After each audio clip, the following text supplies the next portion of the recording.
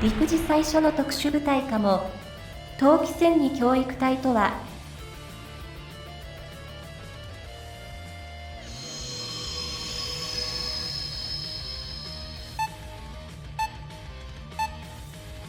皆様は、陸上自衛隊冬季戦技教育隊という部隊をご存知でしょうか。あまり知られていないのですけど、この部隊は、常設の冬季戦専門の教育部隊で、通称、冬戦教と呼ばれています。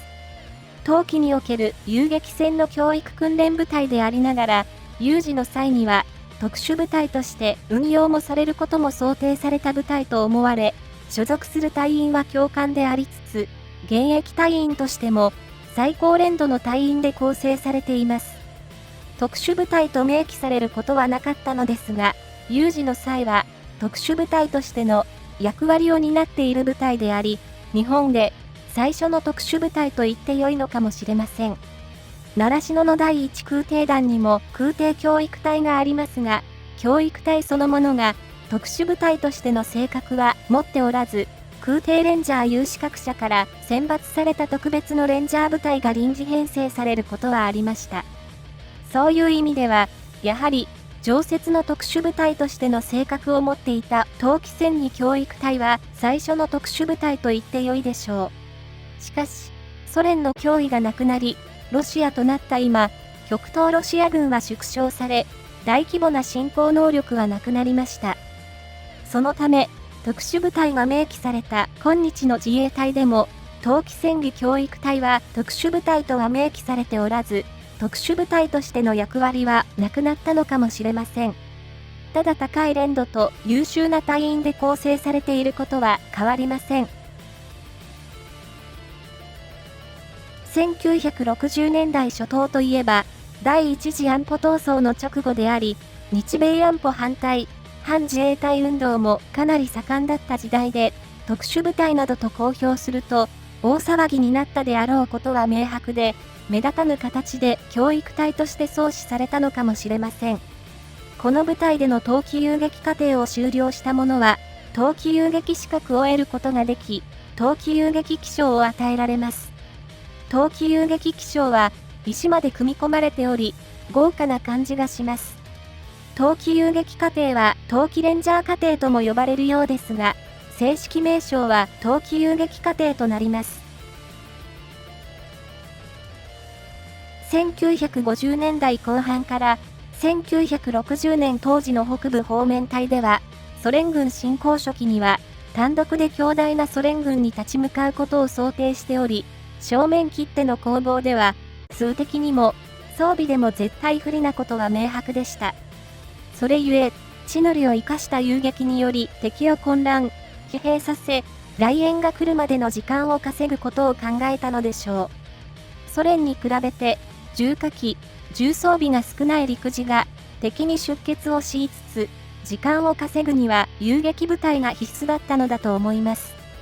今のように輸送手段も発達しておらず、装備も米軍お下がりの装備が中心で、性能不足でした。そのため、味方の来援が遅れる可能性もあり、冬季においても遊撃活動が必要と判断し、それを専門に研究、教育できる組織が必要とされたようです。また、冬季戦技教育隊は、バイアスロンやスキーの教育訓練を行う特別体育家庭教育室も持っており、冬季オリンピック、アジア大会をはじめとするウィンタースポーツの大会に代表選手をたびたび送り出しており、メダルを獲得するなど、記録に残る実績も残しております。冬季戦技教育隊は、1961年に、クッチャン駐屯地に、特別戦技訓練隊という名称で発足したのが始まりです。当時は米ソ冷戦のただ中であり、北海道は最前線でした。仮想敵国のソ連軍は冬季戦に慣れており、陸上自衛隊では、冬季での対ソ戦もあり得ると想定して、冬季戦における戦技の習得が重要と考えたようです。というのも、北部方面隊では、ソ連軍が侵攻した場合、水際での防御は不可能と想定しており、本州から来援及び米国からの来援があるまで、重心地帯防御及びゲリラ戦で敵に出血をしつつ持久が必要と考えていたからです。しかし、本州の陸上自衛隊部隊も米軍も、投機戦に慣れた部隊や装備は多くなく、また、米軍は陸軍の主力を朝鮮半島に配置していました。日本で有事が起きた場合も、大兵力が睨み合う朝鮮半島から兵力を動かしがたく、ハワイまたは本土から援軍を送る方針でした。海兵隊は沖縄を中心に駐留していましたが、機甲戦力が充実したソ連陸軍と直接対峙するには能力不足であり、本土からの来援が必須でした。そのため、反撃が遅れた場合は、北部方面隊が単独で持久戦闘を行うことも想定しており、来援、反攻が雪解け以降となる可能性も覚悟していたわけです。特に米軍は、投機戦の訓練や装備を積極的に行っておらず、秋に来援が間に合わなければ、春以降まで来援はしないであろうというのが自衛隊側の見解でした。米軍のこのような姿勢は、今でもあまり変わっていないようで、アラスカの一部の部隊では雪中訓練なども行っていますが、それ以外の部隊では、ほとんど雪中訓練は行っていないです。たまに北海道に来て演習をする程度のようです。そのため、今でも、雪中、雪山での戦闘訓練や装備では、北部方面隊の方が米軍より上手のようです。北海道の冬季は、積雪が伴うため、移動が困難となり、視界不良の日も増え、雪や天候を利用して身を隠すことも容易となります。ゲリラ戦には適した環境になるわけです。しかし、ソ連軍も投機戦には慣れており、練度も高く、自衛隊側もそれを上回る練度と能力が必要とされました。この気候をうまく利用することができれば、敵を苦しめ、長期持久が可能となります。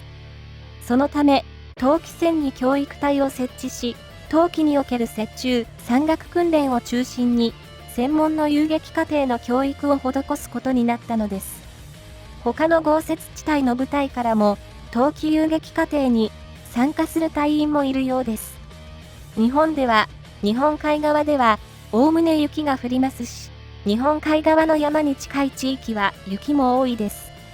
今では、冬季遊撃課程を受講する隊員の半数は、北海道以外の部隊から参加しているようです。冬季戦技教育隊の冬季遊撃課程を受けるには、通常のレンジャー課程または空挺レンジャー課程を修了した上で、スキー検定1級以上を持っていないと受講できません。つまり、すでにレンジャー資格を持っている隊員に対して、さらに冬季遊撃教育を施すということで、冬季遊撃記章を持っている人は、必然的にレンジャー記章も持っているということになります。冬季遊撃課程では、座学で必要な知識を習得してから、実地の教育課程に入ります。最初は、冬山、雪中での基礎と、作戦行動について座学で学び、駐屯地での体験訓練を受けてから山岳訓練から始まります。様々な体験をし、感覚を体で記憶するような過程もあり、雪の中に手足を放置し、感覚がなくなっていく過程を体験するということも行うようです。これは、凍傷になるような状況は、どういう状況なのか、なる前には、どのような症状が起きるのかを体験し、凍傷になる前に気づき対処する術を学ぶためです。当然ながら、凍傷になる前に、体験は終わります。山岳訓練では、雪山での宿泊方法や火の起こし方などサバイバル術全般から、徒歩による山地潜入などを学び体験します。雪道や雪を使ったシェルターの作り方、食料の確保、保存などもここで体験し学びます。その後は、本格的な戦闘行動を伴った教育に移行します。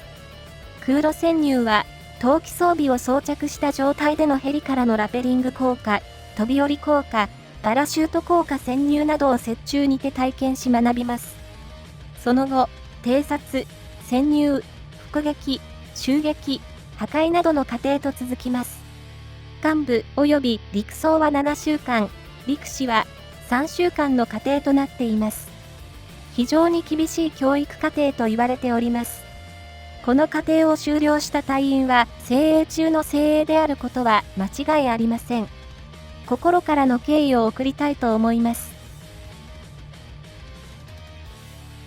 他にも、冬季戦技教育隊では、冬季における戦技の研究及び教育を担っており、その過程には、バイアスロンやスキーなどの教育訓練や機材の開発も含まれます。スキーなどの冬季戦において隊員が使用する装備なども、使いやすいように改良するための研究開発なども行っています。雪に埋もれにくく、起動しやすいかんじきやスキー板など独自のものが装備されていたりします。近藤はこのスキー売っているのならぜひ買いたいのですけどね。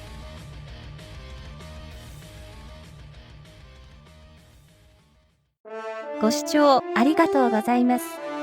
今回の新防衛研究チャンネルはいかがでしたでしょうか。今後とも新防衛研究チャンネルをよろしくお願いいたします。コメントやチャンネル登録もどしどしお待ちしております。次回もお楽しみに。Thank you for viewing. See you next time. Bye bye.